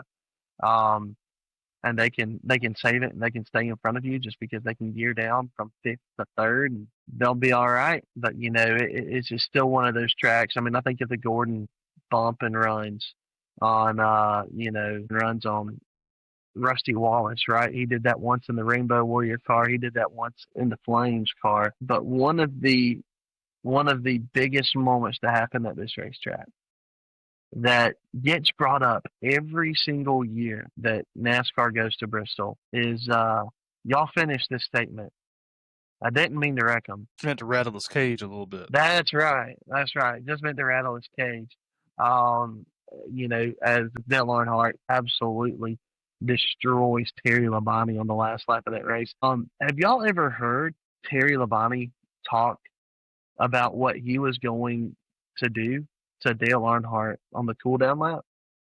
Think about how crazy this story would have been. So Terry Labonte, of course, he hit the wall head on, destroyed his car.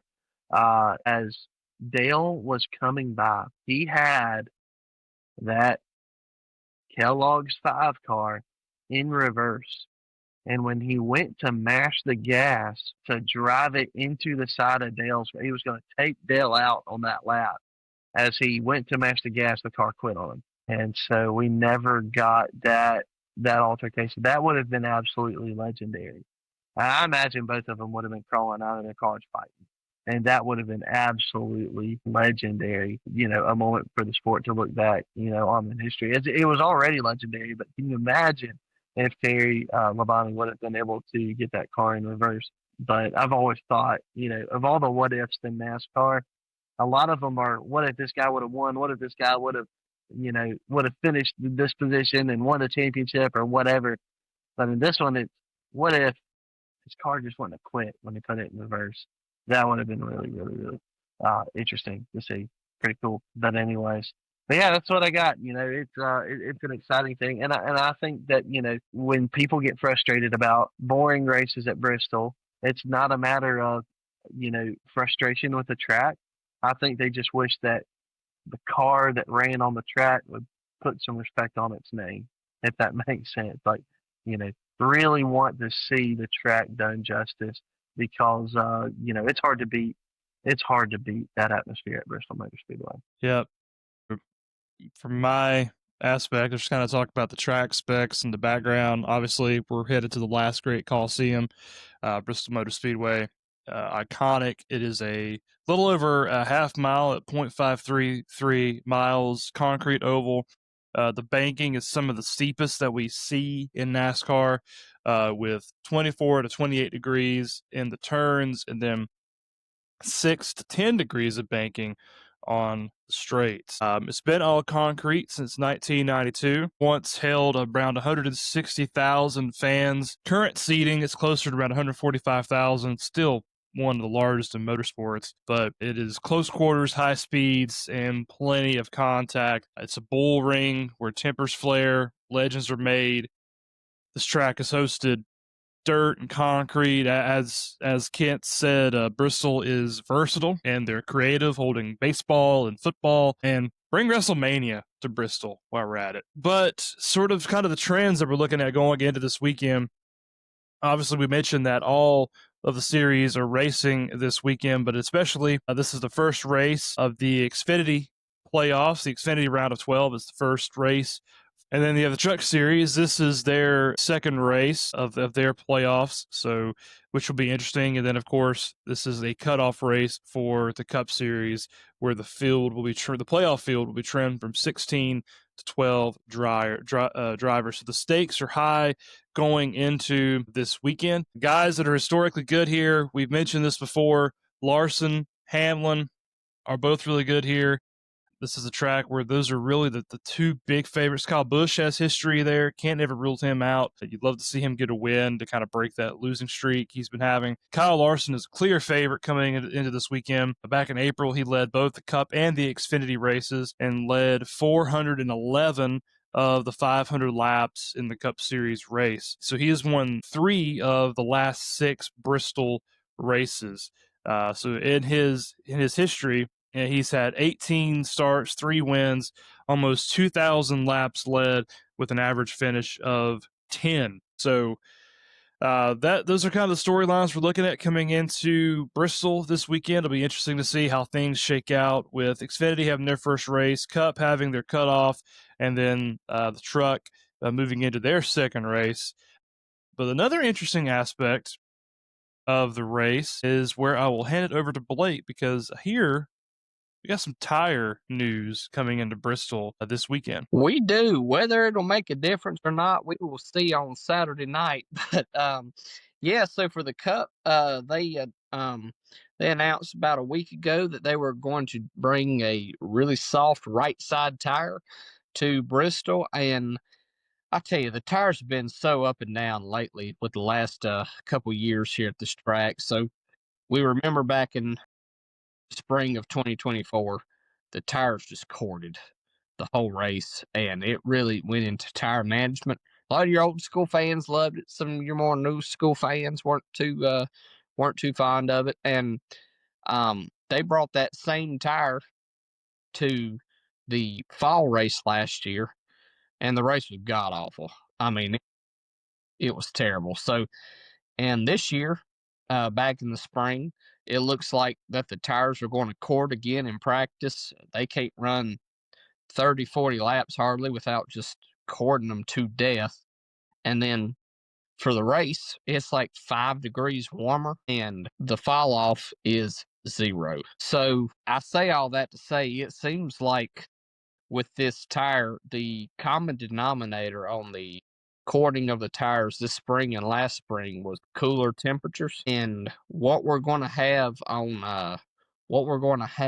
Saturday night, it looks like it's going to be a relatively cooler fall night. It's going to be low 60s, but it could even get down into the 50s by the time that the race is over. So I say all that to say I applaud Goodyear for trying.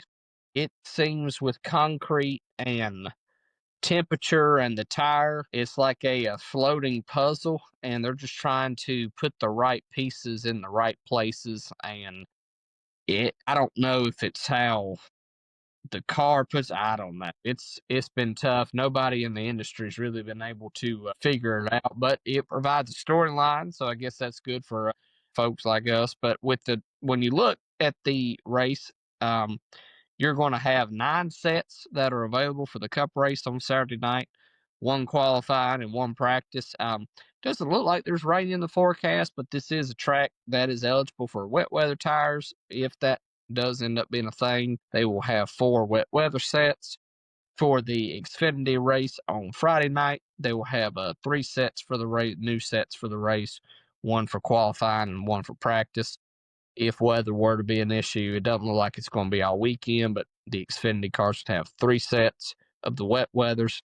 For Truck, you'd have 3 wet weathers and then 2 new tires, 2 sets of 4 new tires for the race, 1 set of qualifying, and then 1 set for practice. So we'll see how this how the tire goes. With it being a softer right side, the right side tires are the ones that really take the beating most when there is tire wear. I'm hoping that it won't be like 500 qualifying laps the whole night, but we will see. Concrete and the tires have been very been tough to diagnose for a good racing product. Well, when it comes to the atmosphere of Bristol, especially on a Saturday night, definitely if you are an old school fan of just racing in general, it brings that dirt track feel almost. Of course, there's no dirt on the track. Let's be clear here. It's just not, the spring Bristol race anymore that Blake used to love on Easter weekend.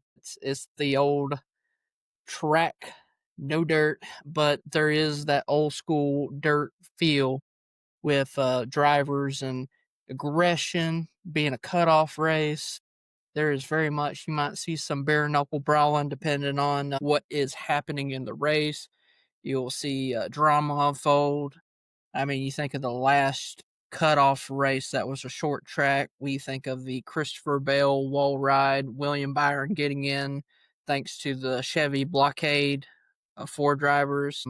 I mean, that's the last time we had a really good, playoff drama race. There was no punches being thrown, but there was definitely some verbal jabs being thrown in there by Christopher Bell. But, it's an atmosphere like no other. If you've never been to the Bristol night race, which I have not, so I can't speak to this, solely, but I've been to the All-Star race at Bristol, which was a phenomenal event. Of course, the racing there wasn't insane that weekend, but it was definitely a lot better than what you would expect the next gen car.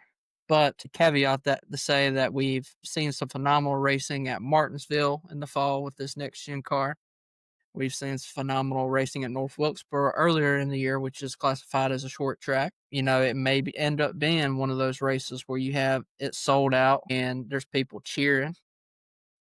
Blake, I know you usually check a little bit closer. It's not a sellout just as of right now. I believe there's still some seats available. Yeah, there's still seats available, and full warning, tickets to the night race are super expensive. But if you can go, it's a race, right? But full warning, it is pretty expensive. I would recommend, if you are doing the old NASCAR fan rewards, checking in every week, going to races occasionally, checking in. Usually, I would recommend looking at your events like the Bristol night race, maybe like a Daytona 500, using those, Talladega, those bigger name tracks that carry a little bit more numerically driven tickets. Use your reward points towards those because it will save you a lot. Me and Blake, I used my points for Bristol and ended up where we're sitting in pretty decent seats. I believe the equivalent around those is like $114, $120 tickets. So looking forward to the race. Me and Blake will be there for the Cup race, and hopefully we have a crazy atmosphere where we can, because I will be perfectly honest with you, leaving Darlington, there was a lot left on the table. I feel like the fans could have had a lot more. Now, it may have just been where we're sitting. Maybe we were just sitting in the laid back section. Maybe the front stretch was just absolutely wild. But that Darlington crowd that we were around, there was almost no energy at all. It was kind of numbing, honestly, because we were coming into that thinking, it's going to be this crazy Darlington crowd. Remember when Carl Edwards won the Darlington race? It was just absolutely absurd, the energy that was going on. But of course, that was 10 years ago. So maybe it's changed that much. But even last year, we've seen some crazy energy with Kyle Busch chasing down Briscoe at the end. Maybe if it was, a fan favorite like a Elliot or a Larson chasing Briscoe down, maybe that energy. But when you have someone like Tyler Reddick, that's, let's be quite frankly, he does not have a super big fan base. 2311 has a good fan base, but Reddick himself, you don't see a lot of 45 shirts out there. You see more Bubba Wallace than you see 45.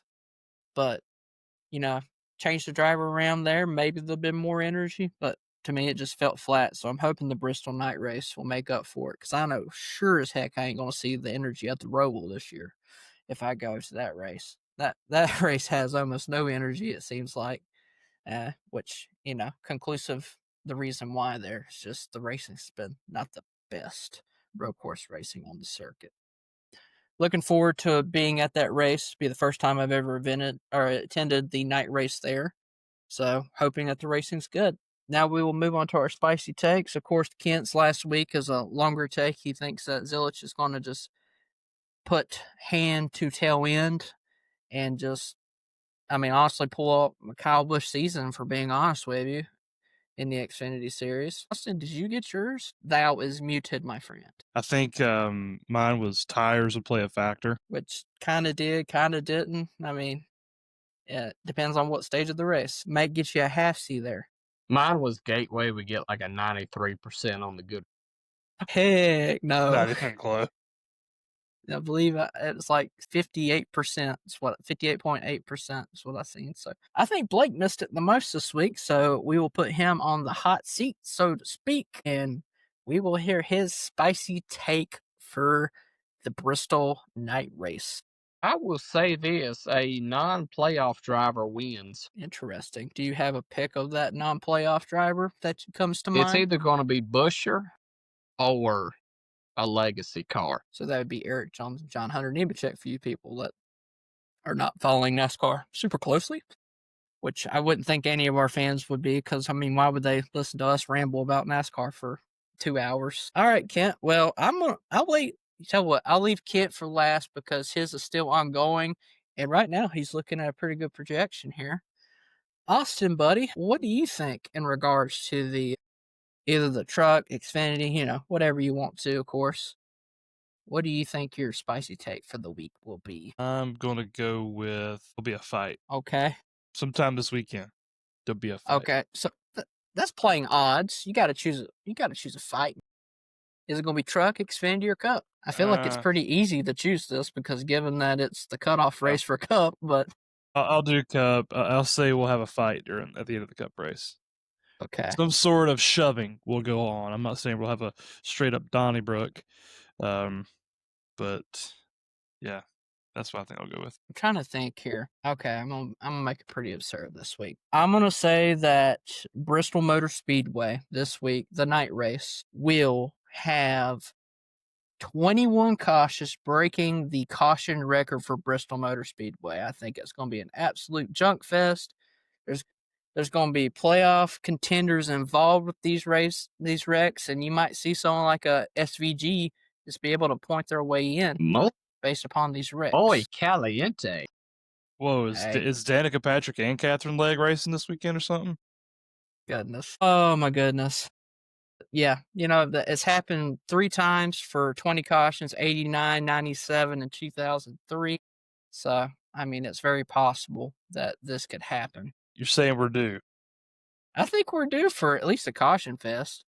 So just throwing a spicy take out there at 21 cautions. We'll see where it happens. We might get half of that if we're lucky, and I'll take it. I'll be honest with you. Thought we were in for it at Darlington because they wrecked on the first lap, and I was like, oh boy, here we go. That's a long race, too. Me and Blake were there for, I think, the most cautions in Darlington history. That was painful to sit there and go through. I think that race was actually longer than the Coke 600 that year. Yeah, that was absolutely wild. All right, Kent, you've had this long to brew on it. What is your spicy take for this week, even though we know what your spicy take for, next couple of weeks is? Yeah, I'm gonna say that a week from now, we're sitting down, and we're gonna be talking about how Austin Hill did something else stupid and wrecked someone else. Some sort of desperation. It might be at the end of the race or at the end of the stage. But Austin Hill's going to do something stupid and wreck somebody. He's got a pretty good track record of racing aggressively, especially on short tracks. I know he ended up winning that Martinsville race, but I believe he caused the caution that caught up Nick Sanchez and everything, and that kind of got overshadowed based upon, what Sammy Smith did to Taylor Gray. But Austin Hill's cars are never clean leaving Martinsville. Never. So I believe you got a pretty good shot this week. Some would argue that's not even a spicy take, but I was going to say that might not be as hot as it needs to be, but hey, we'll see. Hey, you want me to make it hotter? You want me to turn the heat up a little bit? Yeah, put it on 9. Let's hear it. Austin Hill gets punched this weekend. That would be an early Christmas present. I think the NASCAR fan base would rejoice in unison, in harmony almost. I like it. Alrighty, well, we're going to move on to the last segment of the podcast. I know Austin's always looking forward to this. I know Kent's definitely never looking forward to the Cup part. He's doing really well in Xfinity and truck, though. So I'll throw it on to the old Sermonator to install himself here. I will say I'm in a pick'em series for college football with Kent. He's doing much better for picking college football games. Granted, this is for only 2 weeks in. Go Dogs, sick 'em. Going into this week, we got all of them this weekend, so we're going to start with trucks. The last time we picked was at Darlington. Heim won the race. I picked him, so I finished in first. Blake came in second with Hemrick. Kent came in third with Riggs. Cole came in last with Honeycutt. Looking at Bristol, Cole has the first pick for this weekend. Cole, you cannot pick Heim, Chandler Smith, or Honeycutt. Who is your pick going into Bristol for truck? I mean, kind of saved him for this. Think it's going to be a Lane Riggs kind of night. All right, we got a Lane Riggs for Cole. Looking at Kent, my friend, you cannot pick Kyle Busch, Heim, or Riggs. Who are you taking? Man, give me Hemrick. Okay, Daniel Hemrick for Mr. Kent. Blake, you're the only person that can pick Heim. Are you taking Heim this week?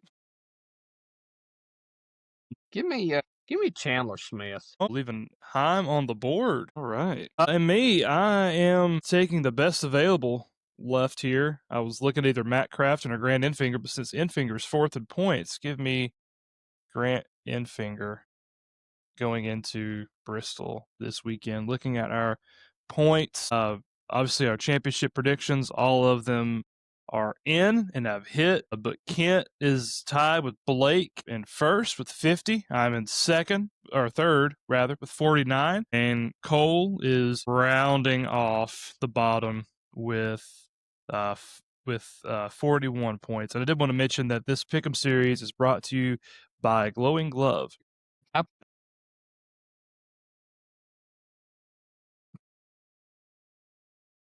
All right, so let's go ahead and do Cup. Looking at Cup this past weekend, Blake picked Hamlin and took the dub. Cole took Blaney with second place. I picked Logano, finished third. Just FYI, all three of those drivers finished within the top 5 this past weekend. So look at us. Picking a guy who finished 5th and coming in third is tough. But and then Kent, buddy, picking Larson and getting last with him. That's tough, my bro. But we're looking at Bristol. Kent, buddy. Bristol, you can't pick Hamlin. You can't pick Reddick. Dadgummit. You can't pick Larson. Dadgummit. Who are you looking at coming into this weekend? Frustrating sequence of events. You know? I'm leaning RFK. So I might would go Busher to kind of support Blake's hot take there a little bit. Busher runs well here.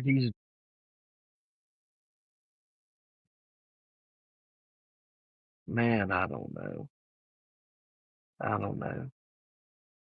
If I felt like I could, I don't know.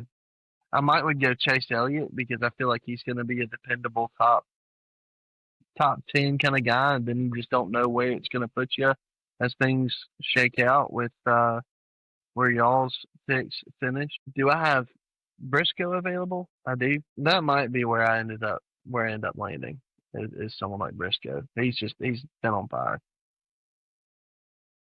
That might actually be where I end up falling. All right. And the war for the longest pick consideration goes to... He's got it tough this week. First pick and the best 2 at this track are off the table. Yeah, and then I mean, you got like 2 second places out of Hamlin and Reddick, but getting last with Larson, that's tough coming into here. That's a bummer. I thought he was due. I thought he was going to go out the gateway and just show up and show out, and he showed up and dipped out. I don't know. Anyway. Man, well, I picked second coming into this weekend. I cannot pick Bowman. I can't pick Hamlin. And I can't pick Logano. I mean, do I have to say it? Larson. No, you don't have to say it. Oh. Yeah. Okay, maybe you did have to say it. Wait, no, you can't pick Hamlin. No, I can't. So Okay, never mind. yeah, I'm leaning Larson. If I didn't have, if I did have Hamlin, I'd probably choose him. But yeah, I'm leaning Larson. As I mentioned earlier, I think he's due for a good race. He's had a rough stretch here lately. Bristol's the kind of track he usually runs and qualifies really well at. I feel like he's due for a win. I think another car besides the Toyota is due for a win as well. So I'm leaning Hamlin this weekend. Depending on how qualifying goes, I may switch to Bell, but I kind of want to leave Bell open for Loudon next week, but we will see. Coleman, you cannot pick John Hunter, Byron, or Blaney. Who are you looking at going into this weekend? I'll be riding that bandwagon probably this week and picking the 11. I feel like given his success at Bristol, tire management race, if it plays into that, just feel like it would be dumb to not take him off the board at third. That's pretty phenomenal pick, and I was saving him and Larson, so it kind of goes hand to hand there. Yeah, I mean that's why I've saved Larson for this race specifically, just like you saved Hamlin. Blake, my friend, you cannot pick Busch, Briscoe, and Hamlin, and by the time it gets to you, it looks like Larson and maybe Bell could be off of the board. Who are you looking at going into this weekend? I'm looking at maybe William Byron. Pretty decent runs at Bristol here and there. I wouldn't be mad with the Byron pick. Granted, I know I'm picking fourth, so I'm not. I wanted to save Hamlin or Larson for this race. I'm not, obviously, with me winning with Hamlin, I'm not mad at picking Hamlin this past week, right? But I think maybe a Byron pick might not be the worst thing in the world. Looking for that value, picking last, especially when a lot of the top guys are off the board. Yeah. All right. So for the Cup standings, things are kind of tightening up a little bit. I'm still 8 points in the lead with 84. Blake is second with 76. Cole is third with 75. And good old Kent rounding at the bottom at number 70. I just want to thank you, Kent, for supporting all of us, holding down the bottom for us. We'll see how things go. We have our championship picks locked in. We'll see if any of that changes. I don't anticipate Larson, Blaney, or Bell getting knocked out this weekend. And I don't expect Reddick to get knocked out either. However, Reddick could get knocked out depending on how things shake out. If one of these bottom guys like Bowman or Barry wins and Reddick gets junked, it is a possibility that Reddick could get knocked out this weekend. He has had some good runs the last 2 weeks, but we'll have to see if that is enough for him to advance. So we'll see what happens with that. All right, so for the Xfinity Series, Kent took the dub this past weekend with Zilich getting the win at Gateway. Blake came in second with Austin Hill. Cole came in third with Allgaier. And then I came in last with Sammy Smith. Boy, so I have first pick for the Xfinity Series. And, I mean, I feel like I got to go with the JRM car, but I'm not going to go Zilich. I know exactly who you're going for. He was my P1. Give me Gator. Oh, never mind. Yep, I'm going Allgaier. Allgaier, while he's not like super high on the top average finish lists here, in 4 races, he does have 2 top 5s and 3 top 10s while leading 327 laps. So I feel like Allgaier is good value here. I'd rather save Zilich for the Roval or another track where I feel like he could be in better position. So Cole, whoever your P1 is, looks like you're getting him. Cole, you cannot pick Gray, you can't pick Zilich, and you can't pick Gator. Who are you going? Give me Mr. Quapple. All right. Carson Quapple for Cole. All right, Mr. Balaco cannot pick Almirola, Love, or Hill. Who are you taking? I'll take the 88. All right, he's going with Connor. Kent, my friend, you cannot pick Sammy Smith, Gator, or Zilich. Who are you taking?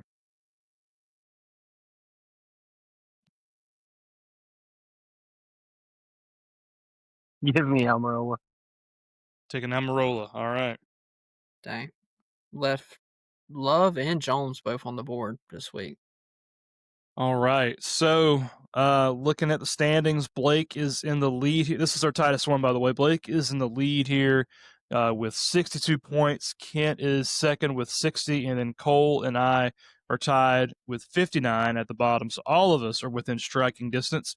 All of our drivers are in the playoffs. I think if we're looking at who's sitting the best, Cole and I are sitting the best with the championship picks. I have Allgaier. He has Zilich. Kent is probably, no, Blake is probably sitting the worst in the Xfinity because he has Austin Hill, who lost all of his playoff points. So looking ahead, next week we will have just Truck and Cup. Truck and Cup will both be heading up to Loudon, New Hampshire for the race that weekend. We will not see Xfinity again until Kansas.